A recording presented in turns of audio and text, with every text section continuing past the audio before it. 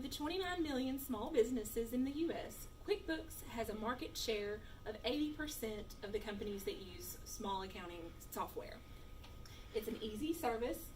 You sign up for it, you can download it to your computer, or you can use the online version. They have customer support to help you if you have trouble. Most companies, small businesses, use it for their accounting. There are other options, but it is one of the easier ways to go about it. What I'll be showing you today is how to build an invoice with QuickBooks. A lot of people are intimidated. They hear QuickBooks, they get a little scared, they get a little worried about it. It's not that hard. I've even heard of people downloading the software and never even using it because they're so intimidated. This is just to show how simple it is to just build an invoice, how it just basically prompts you to do the steps. What we've got here is the QuickBooks software already pulled up. I've put in my password. When you download the software, it'll prompt you through everything that you want to show up on your invoices. Super user-friendly, super easy. On this side, I've got a sample request from a client.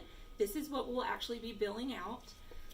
Here we've got our information. We've got the company information, the order number, the search name, the jurisdiction, and the service. And of course, for confidentiality, this is just a sample. None of this information is real. So on our QuickBooks side, we'll start by creating an invoice. Super simple. And it just basically has fill in the blanks, what we've been doing since we were kids. Our customer job is our client. So we just go in and choose a client. We have our date pre-filled for us. The invoice number is pre-filled for us.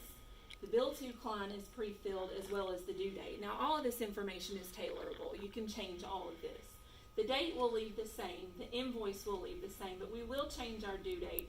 Right now it's showing today's date, but we want that 30 days out because of course you may not get paid right away. And that's super easy to do. It has a drop down and tells you what to do. The attention field, you'll just go in and put who it is. This is coming from requester XYZ, so you would just fill in for requester XYZ as who you want the attention to. And then you have a place for your reference number. Now if you're just billing across the counter, you may not have a reference number, but you may want to remember where this is going. So on our order number, we'll fill that in there.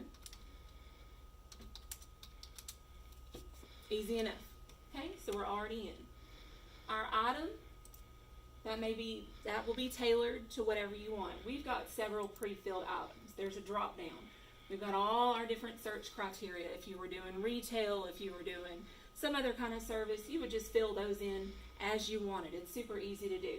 There's a spot for add new if you wanted to put in a new drop down. And over here, it gives you the option of service, other charges, discounts, payments, any of those things. So if you wanted to add a new item or a new service, it's as easy as a click of a button. You click it, you fill in your rate, and then you fill in the description, and that's it. It just pops right in. So on this one, we're doing a litigation search. So over here on our item, we'll put in a litigation search, and it pre-fills your amount right here. It's already loaded in. So on this one, for the quantity, we'll put in 1 because it's only asking for 1. And basically, that's it.